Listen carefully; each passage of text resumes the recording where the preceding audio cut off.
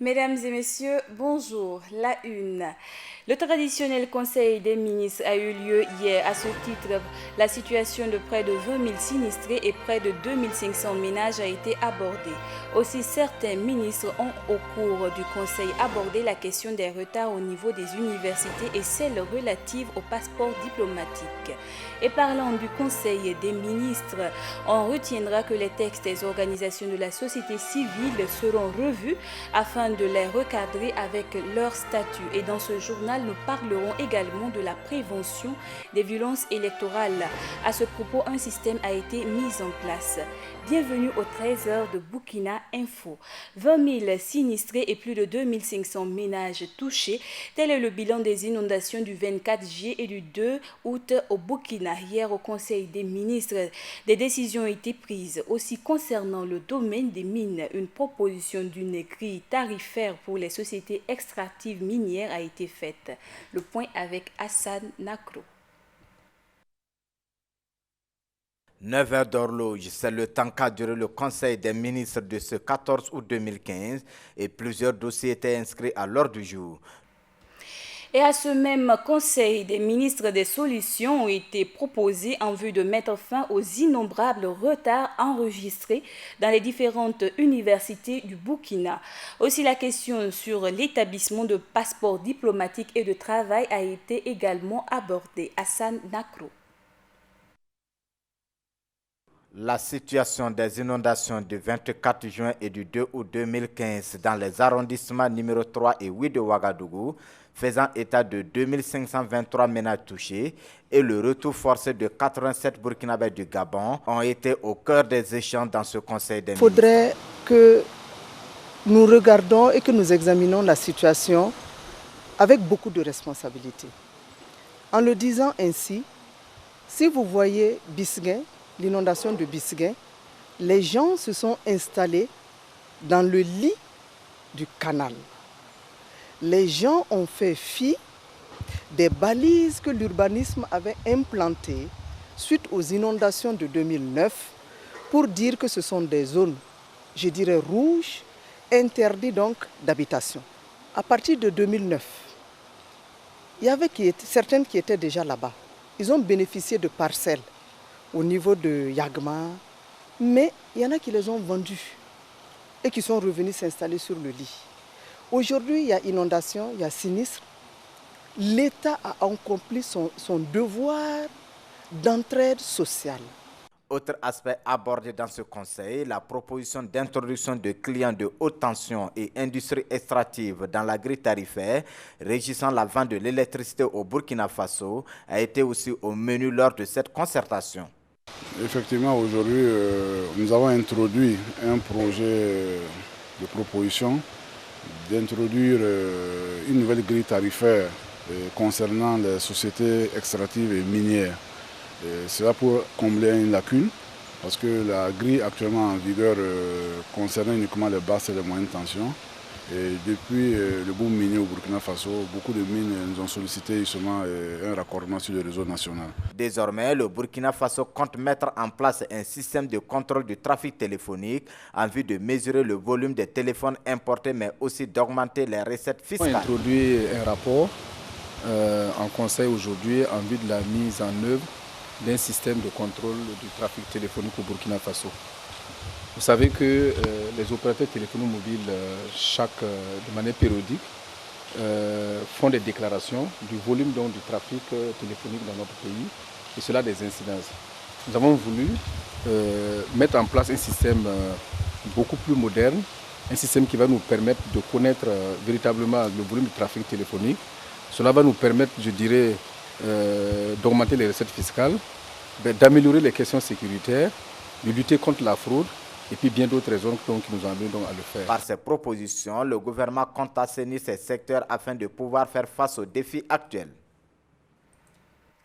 Parlons à présent de violences électorales. Precoce News, tel est le nom d'un système de prévention des violences électorales mis en place par le WANEP en collaboration avec USAID. Le point avec Max Gombré.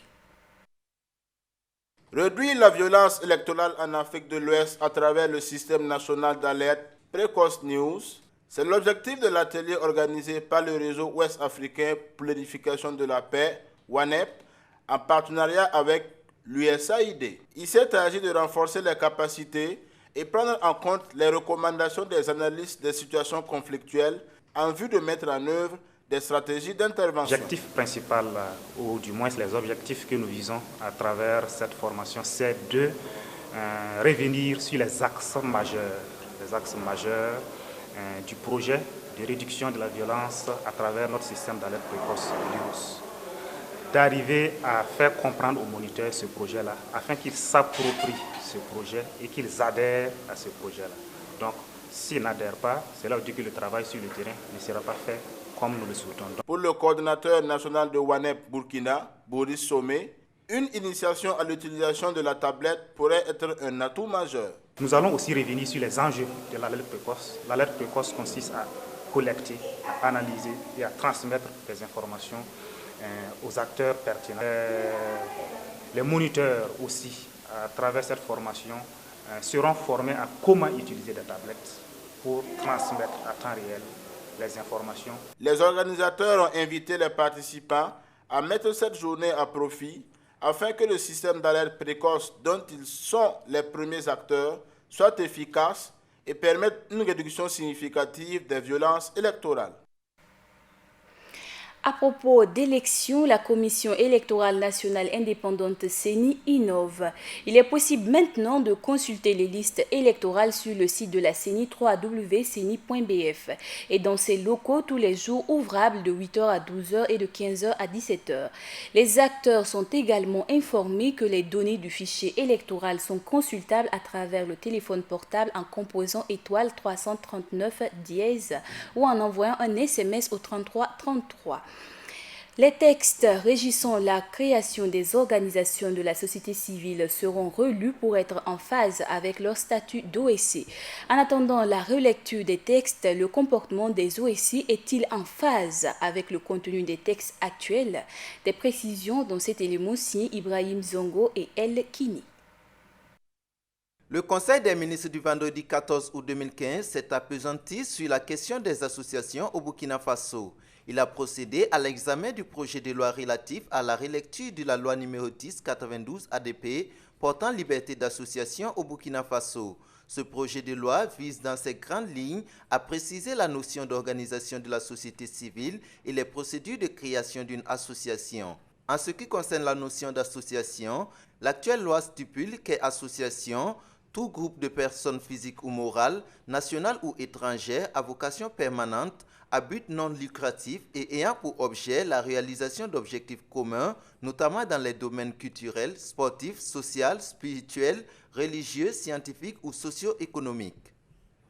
Quant aux procédures de création, la loi en son article 2 donne libre cours à tout groupe de se constituer en association sans autorisation administrative préalable. Toutefois, la déclaration de création de l'association doit être faite au ministère de l'administration territoriale dans un délai de 8 jours. Cette déclaration précise entre autres les objectifs, les organes dirigeants, les animateurs ainsi que leur adresse complète. Ce projet de loi vise donc à disposer d'une cartographie des associations intervenant sur le territoire national afin de faciliter leur suivi par le ministère chargé de l'administration du territoire. Ce projet de loi, outre la facilitation de la gestion du fichier des OSC au Burkina Faso, pose en même temps la question de leur fonctionnement actuel sur le terrain. En effet, le paysage sociopolitique du Burkina Faso nous donne de plus en plus à voir des organisations de la société civile qui se comportent tout comme des partis ou formations politiques. Si certaines organisations de la société civile, comme la FEDAPC, ont été dissoutes pour activités incompatibles avec leur statut d'association, il n'en demeure pas moins qu'il existe encore de nombreuses autres associations qui ont des agissements on ne peut plus politiques. Ces agissements se sont accrus ces dernières années avec l'apparition de nombreux mouvements dits spécifiques en 2014 pour lutter contre ou à la faveur de la modification de l'article 37 de la Constitution ou plus récemment pro ou anti-transition. Mais au Burkina Faso, c'est un secret de polichinelle de dire qu'une bonne partie des acteurs de la société civile sont des agents de seconde main des partis politiques. Gageons donc que la relecture de la loi portant liberté d'association permettra de recadrer davantage les OSC afin qu'elles se consacrent exclusivement à leur mission première qui est la veille et l'interpellation des pouvoirs publics. Vous le savez déjà, le CDP s'est insurgé contre le recours en vue de rendre inéligibles aux élections législatives certains de ses membres ayant soutenu le projet de modification de l'article 37 de la Constitution. Recours déposé auprès du Conseil constitutionnel par le cadre de concertation des organisations de la société civile. Suite à cette sortie médiatique du CDP, le président du cadre de concertation des OSC réagit. Le reportage est d'Alida Tapsova. Le 16 juillet 2015, le Conseil national de la transition a voté les propositions de résolution portant mise en accusation devant la Haute Cour de justice concernant l'ex-président Blaise Compaoré et les membres de son dernier gouvernement. Les charges allant de haute trahison, d'assassinat à celles de détournement de deniers publics et d'enrichissement illicite pour certains. Bien avant cette mise en accusation, le nouveau code électoral interdisait à tous ceux qui ont soutenu ouvertement la modification de l'article 37 de la Constitution de participer aux élections couplées de 2015. Pointé du doigt, le CDP avec à sa tête l'ex-député Eddy Kombego a déposé un recours contre ce code électoral à la Cour de justice de la CEDEAO. Cette dernière, dans son verdict, a invité le président Kafando à lever tout obstacle à la participation aux élections au Burkina Faso. Le 1er août dernier marquait la fin des dépôts de candidatures aux élections législatives. En attendant la publication de la liste des candidatures retenues pour les législatives par la CENI, des organisations de la société civile rassemblées au sein du cadre de concertation nationale des OSC ont demandé le 12 août dernier au Conseil constitutionnel d'invalider 7 des candidatures de l'ancien parti majoritaire des législatives d'octobre 2015. Ces OSC reprochent à Achille Tapsova, Fatou Diendere, Anissé Olopoda, Eddy Kombego, Derme Salam et Niki Mamoussa, tous ex-députés, d'avoir soutenu ouvertement le projet de modification de l'article 37 de la Constitution qui devait permettre à Blaise Compaoré de se maintenir au pouvoir. Nous avons décidé d'engager cette démarche légaliste pour solliciter, demander au Conseil constitutionnel d'annuler les candidatures de personnes qui sont frappées par le code électoral ayant été adopté le 7 avril dernier, je crois. Donc nous sommes dans une dynamique légaliste, comme je l'ai dit. Nous nous rattachons aux dispositions du code électoral qui nous permet aujourd'hui, en tant que citoyens, certes on parle d'une organisation, le cadre de concertation est une organisation fêtière, mais nous en tant que citoyens, l'article 193 du code électoral nous permet de recourir à cette démarche afin d'obtenir l'invalidation de la candidature de ces personnes-là. À la question de savoir si le cadre de concertation nationale des OSC a des preuves tangibles, le porte-parole répond. Les preuves, nous avons une batterie de preuves et cela a été versé au Conseil constitutionnel. En réponse à cette demande des OSC, les premiers responsables du CDP ont animé une conférence de presse qui avait l'allure d'un meeting pour dénoncer ce qu'ils considèrent comme un acharnement à écarter certains candidats du parti des prochaines élections. Le code électoral dit que c'est à partir de la publication des listes de candidatures officielles par la CENI que l'on peut faire un recours auprès des juridictions dans les 72 heures qui suivent. Et des gens, bizarrement et curieusement, ont déjà la publication imaginaire des listes et sont partis déposer un recours auprès du Conseil constitutionnel, la plus prestigieuse des institutions de la République. Et qu'est-ce que le Conseil constitutionnel fait? Le greffier en chef reçoit, réceptionne, accuse réception de ce recours. Est-ce qu'il y a autre chose que de se méfier de telles pratiques d'une telle institution? Mécontent donc, le CDP attire l'attention de l'opinion nationale et internationale quant à cette action qui pourrait porter atteinte à la paix sociale au Burkina. Désiré Ginko, lui, est d'un tout autre avis. Je pense qu'il ne faudrait pas sacrifier l'avenir des générations à venir en prenant toujours pour prétexte qu'on veut préserver la paix, et qu'il ne faut pas créer des situations. Il faudrait qu'il y ait des sanctions à l'issue de ce que les gens ont voulu faire à un moment donné dans notre pays. Toujours est-il que, selon ce dernier, le Conseil constitutionnel a un délai de 8 jours pour statuer sur cette demande. Maintien de la paix à présent, le général de division de la mission multidimensionnelle intégrée des Nations Unies pour la stabilisation au Mali, MINUSMA, Michael Lolesgarde, a rendu une visite au chef d'état-major général des armées du Burkina, le général de brigade Pengrenoma Zagré hier. Le commandant de la force a renouvelé ses remerciements à l'endroit du Burkina Faso pour sa contribution très importante dans le cadre du déploiement de militaires devant contribuer au retour de la stabilité au Mali voisin. Transport au Burkina, il est devenu habituel de voir des gares joustant les avenues. Cette situation engendre d'énormes problèmes, voire des accidents. Un constat avec Viviane Bama. En plein cœur de la capitale burkinabé, il n'est guère étonnant d'apercevoir des gares routières jouxtant les artères principales de la ville. Ici, nous sommes sur l'avenue Charles de Gaulle. Et ce cas de transport, sans aucun respect du code de la route, emprunte l'avenue au risque de perturber la circulation. Nous, en tant qu'individus, on parle, mais rien ne s'aboutit. Donc, nous, on préfère vraiment regarder tout ce que Dieu va faire. On constate qu'il y a trop d'accidents. Si le car vient pour rentrer, il a des problèmes pour le manœuvrage, pour rentrer dans sa maison. Donc, on trouve qu'il y a trop de difficultés. Une situation vécue à longueur de journée par les riverains qui assistent impuissants face aux accidents que cela occasionne.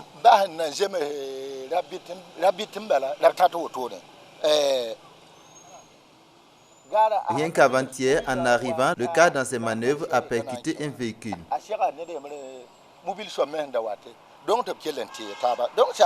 Cela a pris du temps, créant un embouteillage dans la circulation pendant une trentaine de minutes. Les autres usagers étaient ainsi obligés de circuler en sens opposé jusqu'à ce que le propriétaire du véhicule accidenté puisse se dégager.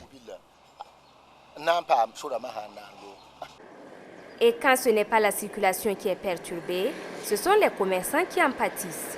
Puisque tu veux garer un véhicule en train de charger ton matériel, bon, comme il y a l'embouteillage, tu es obligé de faire déplacer le véhicule, aller à quelque part. Après l'embouteillage, tu vas venir commencer à charger. Ça joue très difficile.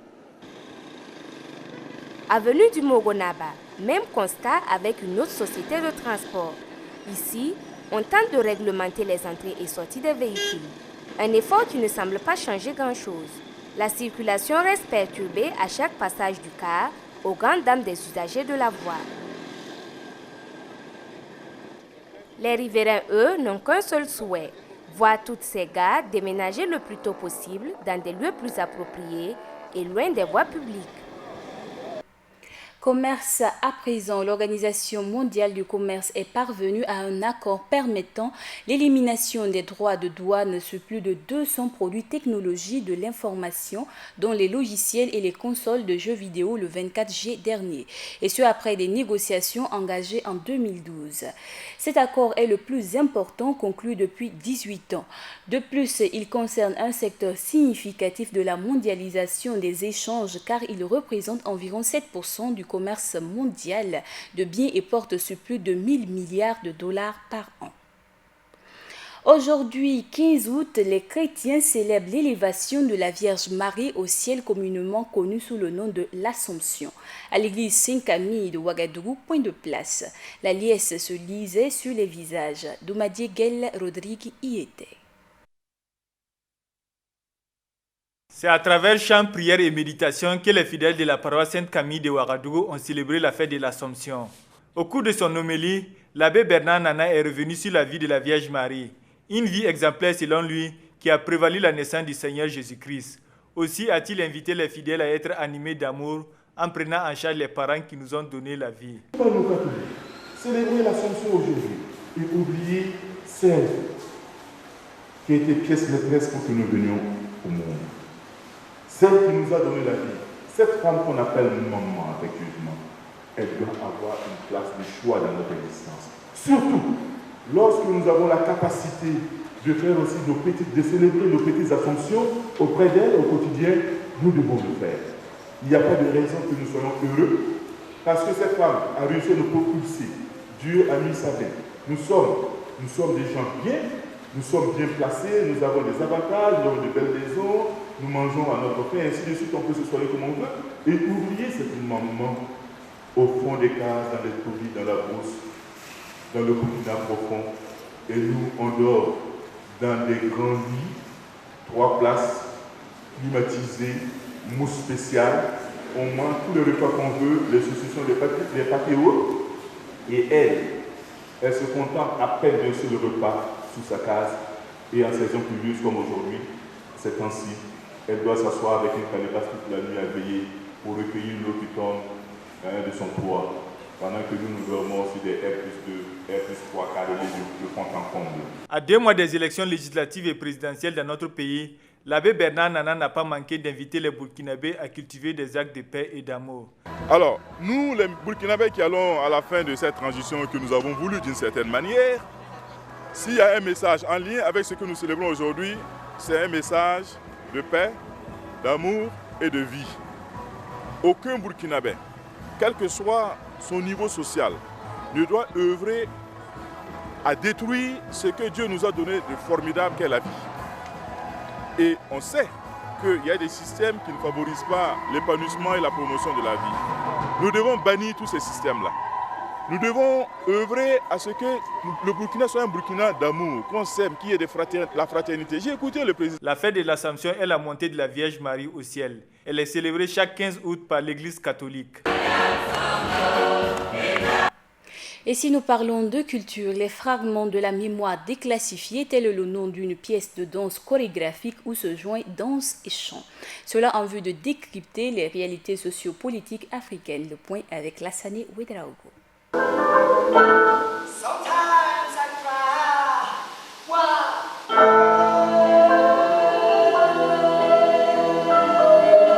Ils sont 3 danseurs et 3 musiciens, tous des Burkinabés. Ils sont en résidence de création au Centre de développement chorégraphique La Termitière sur la pièce Declassified Memory Fragment, où les fragments de la mémoire déclassifiés sous l'œil averti d'Olivier Tapaga, lui-même danseur et musicien dans la pièce.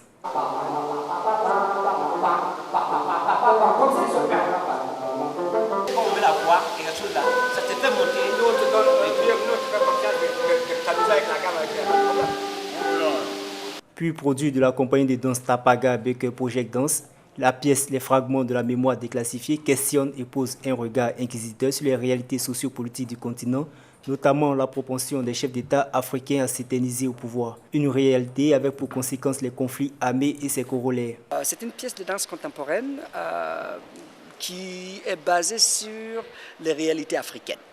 Donc, alors, moi je dis que ici, au Burkina et en Afrique en général, on a une mémoire, mais assez fragmentée.